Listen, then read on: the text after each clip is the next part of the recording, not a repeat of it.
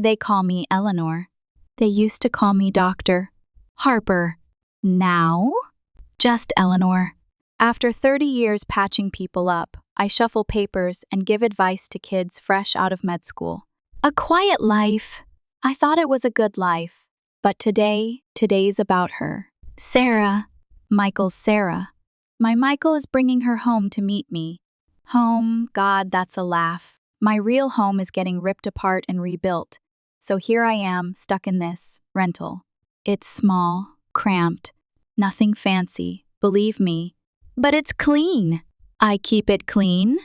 I'm baking apple pie. Grandma's recipe. Works every time. Who can resist a homemade pie?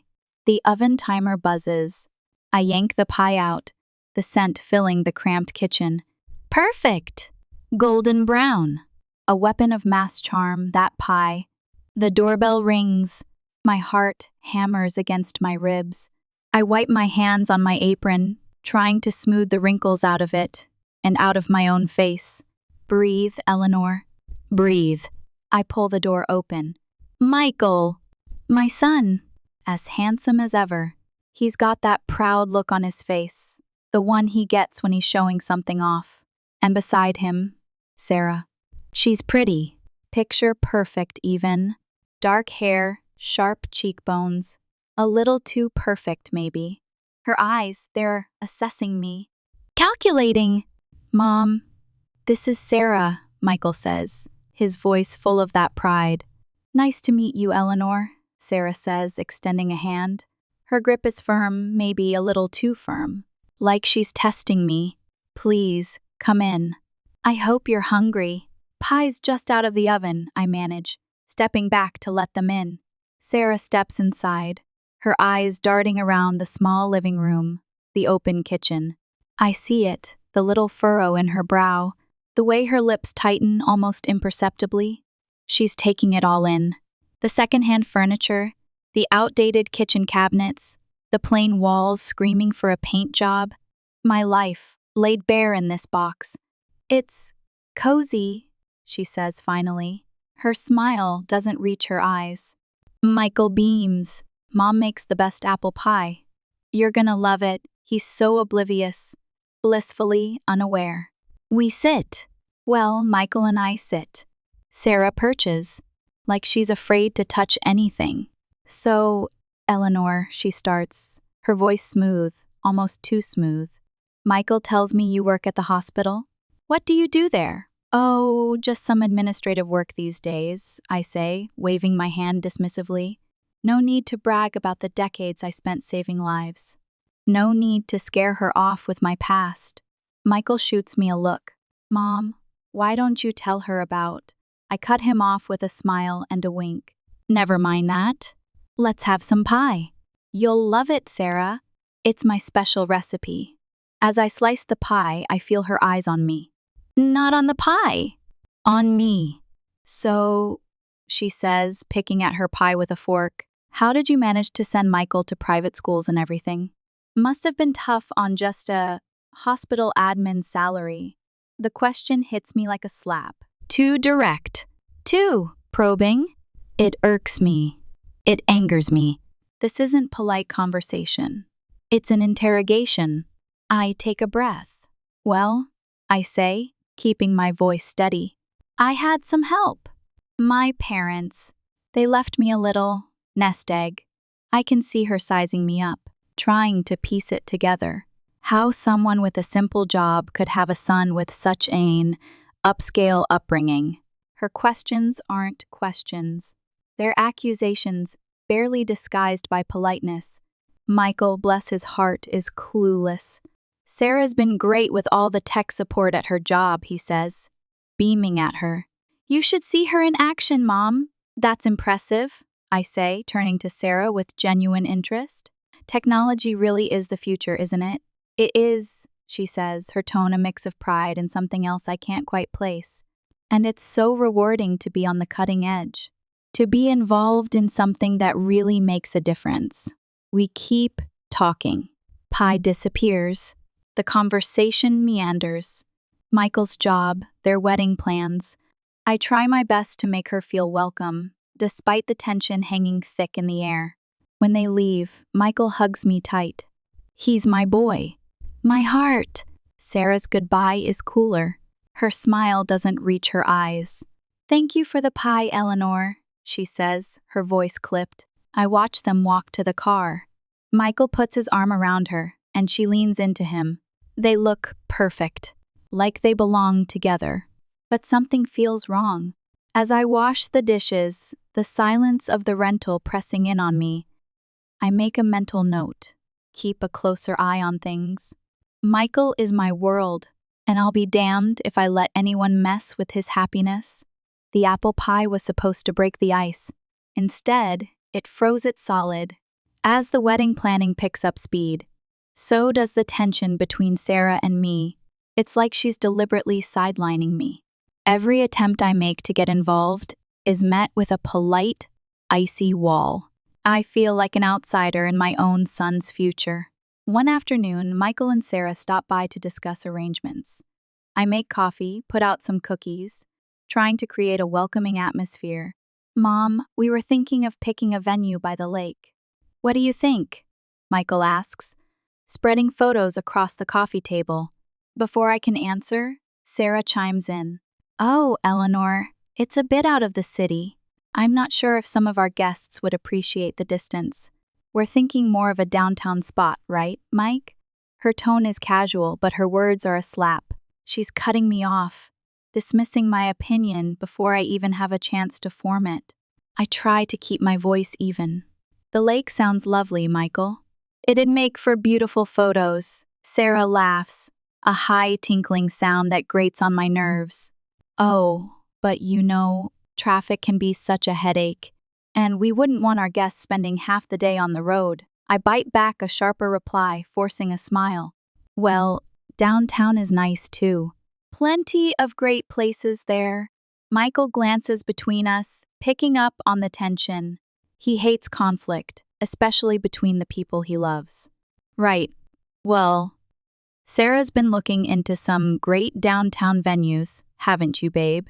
He says, giving Sarah a supportive smile. Absolutely, she replies, flipping her hair over her shoulder. And, Eleanor, we were also thinking of a modern theme for the wedding. Very sleek, very elegant. I assume you'd prefer something more traditional? Her glance flicks over my dated coffee mugs and worn tablecloth. Her words drip with unspoken judgment. I clench my jaw, feeling the sting. I like modern just fine, I say. The important thing is that you two are happy with it. That's sweet of you, Sarah says, her smile tight. We're just aiming for something a bit more current. It's all about the image, after all. As they continue to discuss details, I find myself nodding along, but my mind is elsewhere. Every word Sarah utters seems designed to edge me out, to underline how little she values my input, my presence. After they leave, the silence in the rental feels heavy. I'm used to being alone, but this is different.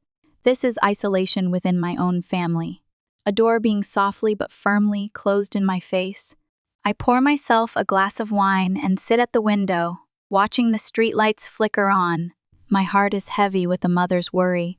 I've always been the one Michael turns to, the one who helps him navigate life's choppy waters. Now, it seems Sarah is steering the ship, and she's taking him in a direction I'm not sure I'm welcome. Just have to watch and wait, I mutter to myself, taking a sip of wine. But I'm not out of this game yet. Not by a long shot. It's Michael's birthday. Despite the icy chill between us, I refuse to miss it. Sarah has taken the reins, organizing everything. My invitation? Conveniently lost in the shuffle. But a mother's place is at her son's side, especially on his birthday. So I go anyway. I arrive at Michael's house, a small, carefully wrapped gift in my hands. The place is buzzing, laughter and music spilling out the door. As I approach, taking a deep breath, I ring the doorbell. My heart pounds in my chest. It's one thing to crash a party, another to crash your own son's, uninvited. Sarah opens the door, her smile faltering when she sees me. Eleanor? What a surprise! We weren't expecting you, her words sting, but I keep my composure. Wouldn't miss my son's birthday, I say, my voice firm. He's around somewhere, she says, stepping aside reluctantly to let me in. Well, come in, I guess. The house is decked out in blues and grays, a posh, modern look that screams Sarah's touch. I move through groups of people, none of whom I recognize. They're all Sarah's friends, young and trendy. The air is filled with their laughter, the clinking of glasses. Finally, I spot Michael, chatting with a group of people who look like colleagues from work. Michael! I call out, my voice catching a bit. He turns, his face lighting up when he sees me. Mom! You made it. He excuses himself and comes over, giving me a big hug. I wouldn't miss it for the world, I say, handing him his gift. Happy birthday, honey. Thanks, Mom. I'm so glad you're here. He looks genuinely happy, but there's a hint of confusion in his eyes, as if he's trying to figure out why I would say such a thing. Sarah appears beside us, her smile tight. Michael, your friends were asking about you, she says, then turns to me. Can I get you a drink, Eleanor? No, thanks. I'm fine, I reply, feeling out of place with her polite but cold demeanor. As the evening wears on, I try to mingle, but Sarah's friends are a tight-knit group. I feel like an outsider. Every conversation feels strained, with Sarah often interjecting to steer Michael away or dominate the discussions with tales of her work accomplishments and their future plans. At one point, I overhear her talking to a friend, her voice just loud enough for me to catch. Yeah, it's a bit awkward that she showed up. I didn't think she'd come, given, the vibe. The words are like a slap. I wasn't just uninvited. I was unwanted. My presence was making her uncomfortable. Or worse, embarrassing her in front of her circle. The realization is a bitter pill, and I find myself retreating to a quiet corner, nursing a drink I don't even remember accepting. Michael finds me alone a little while later, his brow furrowed. Mom? Are you all right? You seem a bit off. I force a smile, not wanting to ruin his day with my feelings. Just a bit tired, that's all. It's been a long day. Do you want to stay longer, or would you like me to drive you home? His concern is genuine, but the last thing I want is to drag him away from his friends. No, you stay. Enjoy your party. I'll catch a cab, I say, standing up. I just wanted to see you and wish you happy birthday in person. He hugs me, looking worried. Thanks for coming, Mom. I love you. I love you too, baby. Always. With that, I slip out, the sound of laughter echoing behind me as the door closes. The night air is cold, but it's a relief compared to the manufactured warmth of a party where I'm clearly an outsider. It's a crisp morning the day before Michael's wedding. I'm in my kitchen. The hum of the refrigerator is the only sound breaking the silence. Then a knock at the door. Expecting a delivery, I wipe my hands on my apron and head to answer it. To my surprise, it's Sarah, standing there alone. Her face is set in a serious expression that doesn't bode well. Sarah? What brings you here this early? I ask, managing a polite tone. She steps inside without waiting for an invitation, her eyes scanning the modesty of my rented apartment with thinly veiled disdain. Eleanor, I'll get straight to the point, she says, her voice sharp. I'm here to make things easier for everyone. I have a proposal for you. Oh? I reply, curiosity piqued despite the chill settling in my veins. She pulls an envelope from her sleek, oversized purse and holds it out to me. I'm offering you $1,000 to not attend the wedding tomorrow. We think it's for the best. I stare at her, dumbfounded, not from shock at her audacity, but that she dares think this would be acceptable. And why would you think I'd accept such an offer? Sarah's lips twist in a frown. Let's be real, Eleanor. Your presence might not mesh well with the kind of event we're planning. With all the important guests coming, my hands clench at my sides, but I know I need to handle this carefully. I'm sorry, I think I didn't hear you correctly, I say, feigning confusion. I tap my ear, a habit I picked up years ago when I wanted to pretend I didn't hear something inconvenient.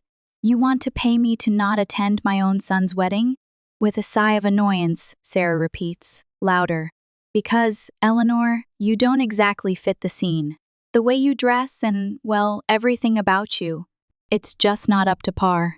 We have very influential people attending, and we can't have you there looking like you do. She pauses, perhaps expecting some kind of hurt or resignation from me. But I stand firm, my resolve hardening. Keep going, Sarah, I say, my voice low. I'm listening. And with this money, she continues, waving the envelope, you can maybe fix up this place. Or get something nice to wear. Some other time. You should be thankful I'm offering this. I nearly laugh at her nerve. She actually thought this apartment was mine, and that I needed her charity to spruce it up. But I keep my expression neutral. All right, Sarah, I say, nodding slowly. If that's what you really want. Her relief is palpable. She gives me a tight smile. Good. I'm glad you're being reasonable about this. After she leaves, I close the door gently behind her, my hands trembling with a cocktail of anger and adrenaline. I take out my phone and stop the recording. Her words, clear and unmistakably cruel, had been captured in full. I dial Michael's number, my voice urgent, yet controlled. Michael, can you come over right now? It's important. We need to talk about something serious. Sure, Mom. I'll be there as soon as I can. Is everything okay? His voice is filled with concern. He senses the gravity in my tone. Just come! We'll talk when you get here. When Michael arrives, he looks worried. He barely sits down before I say, listen to this. I play the recording of Sarah's proposition. The color drains from his face as he listens. His expression morphs into one of shock and hurt. Mom, I'm so sorry you had to hear that. I can't believe she'd say those things, he stammers when the recording ends. I reach out, taking his hand. The wedding is tomorrow, Michael. What do you want to do? He runs his hands through his hair, a sign of his frustration and confusion. I want to confront her. Tell her it's over. Cancel the wedding. I can't marry someone capable of this. I hold up a hand, stopping him. If you do that now, everyone will see you as the bad guy. She'll play the victim. We can't let her narrative control the story. Michael pauses, taking in my words. So, what do? We need to show everyone her true colors. Let them see the Sarah I heard on this recording. My voice is calm but carries the weight of my resolve. He nods slowly, understanding the plan. Okay, Mom. I won't say anything to her yet. After Michael leaves, I make several phone calls. Old friends, former patients, people who know me well, who have been part of my life, people the first helped over the years. I hint at needing their support, though I don't dive into specifics over the phone. Sitting back on the couch, I feel a mix of anxiety and determination. Tomorrow will be a significant day, one way or another. I'm ready to defend my family's honor and show everyone the kind of person Sarah really is. It's not just about stopping a wedding. It's about protecting my son from a lifetime of manipulation and deceit. The wedding day arrives, heavy with a mix of nerves and a grim sense of duty. The grand hall is immaculately decorated, hushed whispers among the guests echoing the excitement of the approaching ceremony. I steel my resolve. Today will be a turning point, one way or another. The plan, simple but strategically devastating, is set. Just before Sarah and her father are to make their grand entrance, a video montage of the couple's journey is scheduled to play. I've arranged with the AV technician to swap out that saccharine clip with the audio recording of Sarah's cruel proposition. My heart pounds as the moment nears, keenly aware of the seismic impact about to erupt. An army of butterflies are on the inside, while an unshakable calm reigns on the outside. The waiting is the hardest part. Guests chat, their eyes sparkling with eager anticipation of the unfolding spectacle. I nod at the technician. His face is set with a mixture of trepidation and firm commitment. The hall lights dim. The opening chords of a soft, romantic melody fail to materialize. Instead, Sarah's voice sears through the darkness, its sharp tone cutting through the expectant silence. "I'm offering you $1,000, Stowe, not attend the wedding tomorrow. We think it's for the best."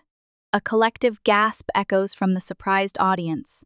Confused murmurs quickly escalate, the room bubbling with shock and disbelief as the insidious words reverberate around the stunned guests. Their gazes dart between each other, faces etched with bewilderment and disbelief, as the implications of Sarah's proposition begin to sink in. Then, the opulent hall doors swing open. Poignant timing. What was intended to be Sarah's triumphant entrance with her proud father becomes a scene of public humiliation. Her father, oblivious to the storm brewing, smiles and waves. Sarah's carefully practiced smile flickers and dies, her eyes reflecting the weight of 1,000 judgmental stares. The air crackles with tension, but I don't miss a beat. As they reach the front, I signal the tech, and he switches the screen to the second stage of my counterattack, a video montage of testimonials.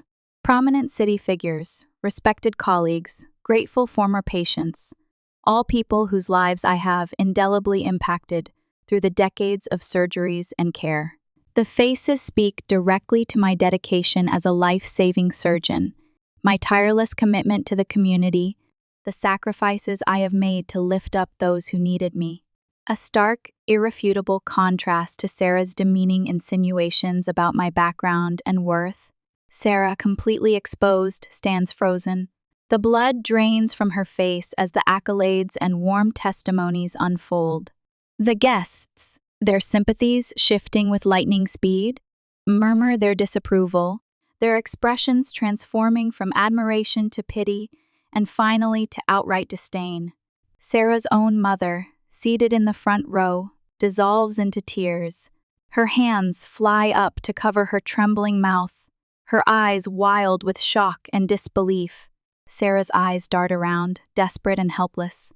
The illusion of perfection she has so meticulously cultivated is shattered, her superficial judgments laid bare before the very people she had so desperately hoped to impress. As the revealing video draws to a close, an oppressive hush falls over the room. It's a weighty silence, pregnant with the revelations and shattered expectations. Then my son, Michael, gathers his courage and steps towards the microphone. His face is etched with solemn determination. The crowd's gaze is transfixed on him, every eye filled with anxious curiosity and deep concern. "I'm so sorry," Michael begins, his voice echoing with a forced calm. "But I failed to see the callousness and arrogance of my bride-to-be until it was almost too late." He pauses, looking out at the stunned faces. "I am canceling this wedding. I apologize deeply to all of you for the inconvenience and the spectacle." Then he turns to me, his expression softening, his eyes filled with love and gratitude. "Mom," he says, his voice cracking slightly. "Thank you. Thank you for everything you've done for me. Without you, I might have made the biggest mistake of my life." A wave of support swells from the crowd. Several guests rise to their feet, applauding his strength and integrity. A tear slips down my cheek, my heart bursting with a mix of pride and sorrow for the pain he is enduring. He stands tall, embodying the values I had hoped to instill in him. Suddenly, Sarah, who had been standing in stunned silence off to the side, erupts. "I didn't know about your mother's background," she sobs, her voice desperate and pleading. "Please, Michael, can we just talk about this?" But Michael shakes his head, his decision resolute. There's nothing left to discuss. "It's over, Sarah." Even her own parents, faces stricken, regard her with a mix of shock, anger, and profound disappointment. They have been placed in the impossible position of witnessing their daughter's ugliness on full display. With a surge of raw emotion, Sarah loses control. "This is all your fault," she screams, her voice laced with hysteria as she points a shaking finger in my direction. "You've ruined everything." With those final venomous words, she turns and bolts from the hall, her sobs echoing in the sudden silence as the door slams shut. The room is left in stunned silence, everyone grappling with the dramatic events that have unfolded with such sudden violence. I instinctively move to Michael's side, wrapping my arm around his trembling shoulders. "You did the right thing," I whisper, feeling the full weight of the day's events pressing down on us both. He nods, returning my embrace, his voice muffled. "Thanks, Mom. I couldn't have gotten through this without you." As the guests slowly begin to depart, offering quiet words of support or a squeeze of the hand, a conflicting wave of relief and deep sadness washes over me. The day has not unfolded as any of us could have envisioned, but in the wreckage of shattered expectations, truth and honesty have prevailed. Michael is wounded, but he is free from a future that would have inflicted far greater pain. The dust has settled. I've finished the renovation of my house. It's beautiful now, a place filled with peace and light, reflecting the new chapter I am writing. 2 years have flown by since that fateful day. Sarah, Michael's ex-fiancée, tried to reach out a few times, pleading for reconciliation. But after everything, how could I? I told her no each time, my voice firm. Last I heard, she was fired from her job. Turns out, her boss was at the wedding, saw everything, and wasn't too pleased. She moved out of the city afterward, and I don't know where she is now. And honestly, I don't care. Life, thankfully, has moved on. In the best way possible. I retired from my administrative role at the hospital, finally giving myself the break I deserved after years of service. Not long after, Michael met Anna. She's a breath of fresh air, a truly beautiful soul, inside and out. They got married last spring. It was the kind of wedding we'd always dreamed of, full of love, laughter, and genuine happiness. Anna respects me, truly respects me. Our bond is strong. It's a relief and a joy to see Michael so happy, so well matched. Just the other day, over a quiet dinner at my place, Anna mentioned how much she values our relationship. "Eleanor, I really admire how you handle everything with such grace. I'm so grateful for how welcoming you've been," she said, her sincerity touching my heart. "I'm just thrilled to have you in the family, dear. You make my son happy, and that's all I could ever ask for," I replied, my voice thick with emotion. Their kindness, their love, fills the house that once echoed with too many silences. Now it's a home in the truest sense, brimming with the promise of future gatherings and milestones. Feeling lighter and more adventurous than I have in years, I recently made a decision that surprised even myself. I booked a trip around the world. I've always put it off, always had a reason, but now, with everything falling into place, it feels like the perfect time. When I told Michael and Anna, they were thrilled. "Mom, that's amazing. You've always talked about seeing the world," Michael said, his eyes lighting up. "Yeah, and you've more than earned it," Anna added, giving me a hug. "We'll manage just fine here. Go make some incredible memories." So here I am, finalizing itineraries, packing bags, ready to explore the places I've only read about or seen in pictures. It feels like I'm not just traveling to different countries, but also traveling towards a new phase of life, one where I can just enjoy and embrace the beauty of the world. Postcard from Rome. Ciao, Eleanor. Rome is breathtaking. The Colosseum is even more impressive in person. You wouldn't believe the history soaked into these stones.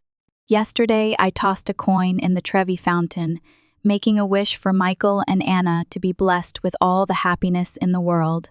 The food here is incredible. I tried the pasta carbonara, rich and decadent, but I think I still make a better apple pie. I miss you both terribly, but I'm drinking in all of this beauty for all of us. Sending lots of love. Eleanor XOXO email from Kyoto subject, Zen Garden and Cherry Blossoms. Dearest Michael and Anna, Kyoto is a world away from Rome, yet equally captivating. The temples are serene, and the cherry blossoms are in full bloom, painting the entire city in delicate shades of pink. Today, I meditated in a Zen garden, trying to quiet my mind and find inner peace. It worked for about 5 minutes. I'm learning to appreciate the slow pace of life here, something I desperately needed after all the years of rushing. I've attached some pictures. They don't do it justice, but I hope you get a sense of the magic of this place.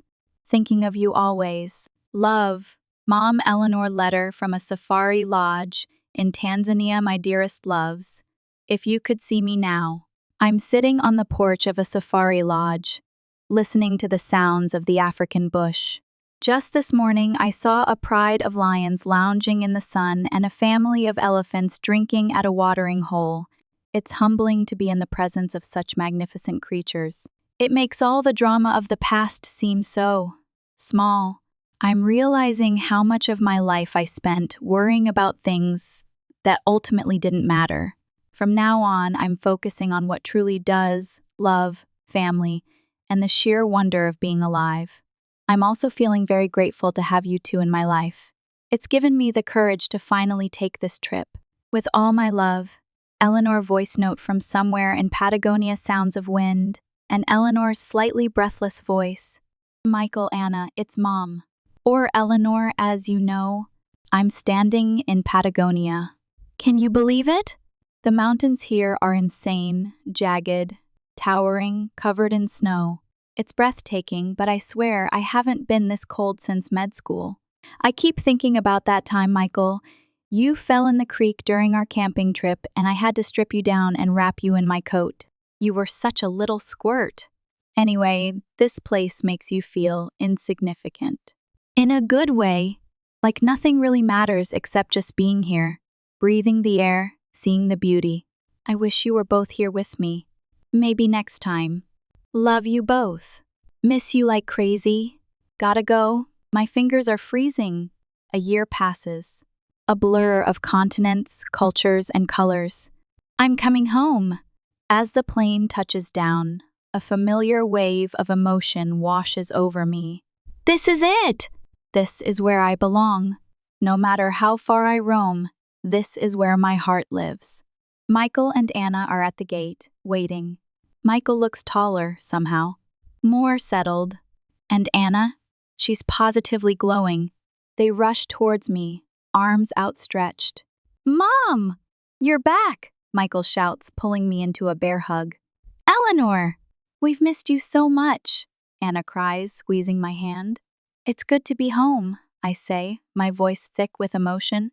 As we drive from the airport, I take in the familiar sights. The tree-lined streets, the bustling shops, the friendly faces. It's all so ordinary, and yet so extraordinary. My house.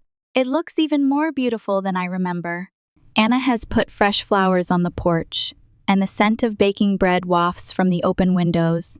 Welcome home, Eleanor, Anna says, her smile radiant. Inside, everything is perfect. Comfortable, warm, filled with love. We spend the evening catching up, sharing stories, laughing, and crying. I show them my pictures, tell them about my adventures, and try to convey the transformative power of my travels. Later, as I'm getting ready for bed, Michael comes to my room. Mom, he says, leaning against the doorframe, you seem different. In a good way. I am different, Michael, I say, smiling. This trip, it changed me. It showed me what's important in life. He nods, his eyes searching mine. I'm glad you went. I'm glad you're back. Me too, baby. Me too. He hugs me tight, then turns to leave. Good night, Mom. Good night, Michael. As I lie in bed, the silence of the house wraps around me like a warm blanket. It's a silence filled with peace, with contentment, with love. I'm home. Life settles into a comfortable rhythm. I volunteer at the local community center, teaching cooking classes. I garden. I read. I spend time with Michael and Anna. We host dinners, play games, and simply enjoy each other's company. One afternoon, Anna comes to me, her face flushed with excitement. Eleanor, she says, her voice trembling slightly. We have some news. My heart skips a beat. What is it, dear? I'm pregnant, she says, her eyes shining with tears. We're going to have a baby. The room spins for a moment. I can't breathe. Then a wave of pure, unadulterated joy washes over me. Oh, Anna, I cry, throwing my arms around her. That's wonderful! That's the best news I've ever heard. Michael appears, grinning from ear to ear. We're so excited, Mom. We wanted you to be the first to know. I'm going to be a grandmother? I whisper, tears streaming down my face. Yes, Anna says, her voice soft. You're going to be the best grandmother in the world. The next few months are a whirlwind of anticipation. We decorate the nursery, shop for baby clothes, and read every parenting book we can find.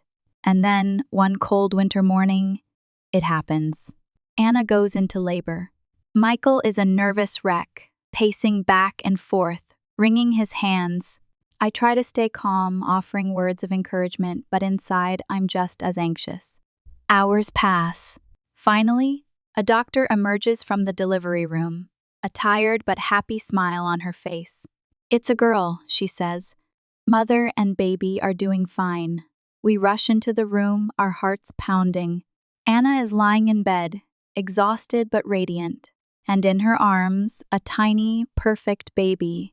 She's beautiful, I whisper, tears welling up again. Her name is Eleanor, Anna says, her voice soft. We named her after you. I can't speak. My heart is overflowing with love, with gratitude, with a sense of completion I never knew was possible. I reach out, gently stroking the baby's soft cheek. Eleanor! My Eleanor! The cycle of life continues. The pain of the past fades, and love, in all its glorious forms, endures. My life, once filled with quiet sadness, is now brimming with joy, with purpose, with the promise of a bright future. I'm Eleanor, and I'm finally, truly home. Years pass.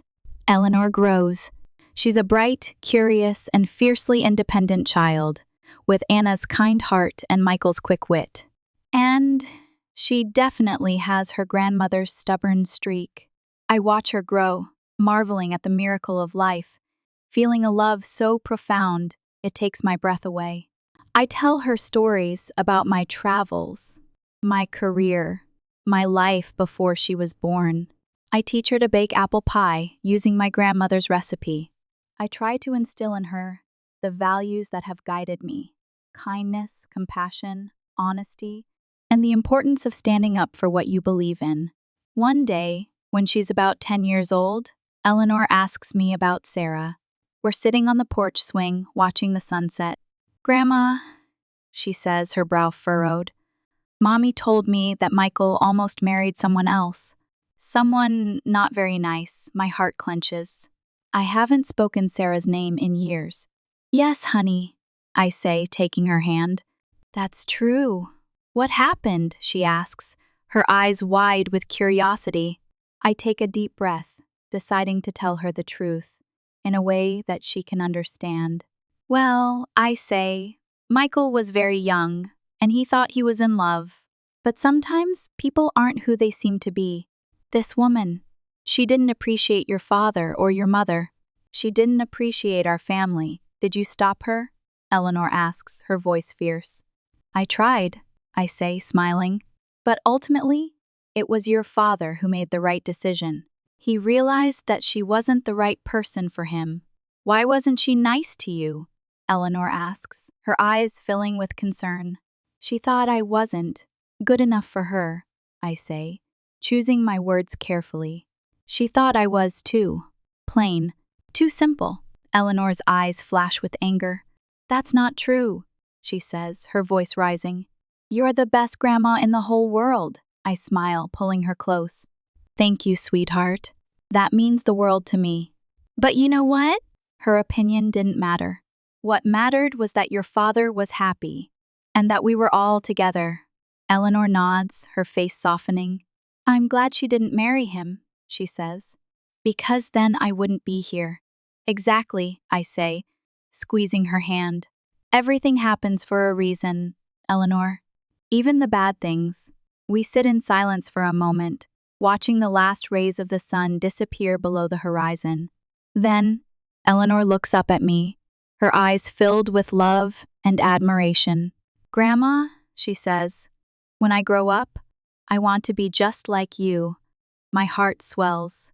"Oh, honey," I say, my voice thick with emotion. "You can be anything you want to be. Just be true to yourself. Be kind, and never let anyone tell you that you're not good enough." Eleanor smiles, her face radiant. "I won't," she says, her voice firm. "I promise." And in that moment, I know that my legacy will live on. Not in fame, not in fortune, but in the love and kindness that I have passed on to my granddaughter. That's what truly matters. That's what truly endures. That's my Eleanor's legacy, passed down from generation to generation, each of us adding to the tapestry of love, loss, and resilience. And that, I realize, is a story worth telling. It's my story, and it's far from over.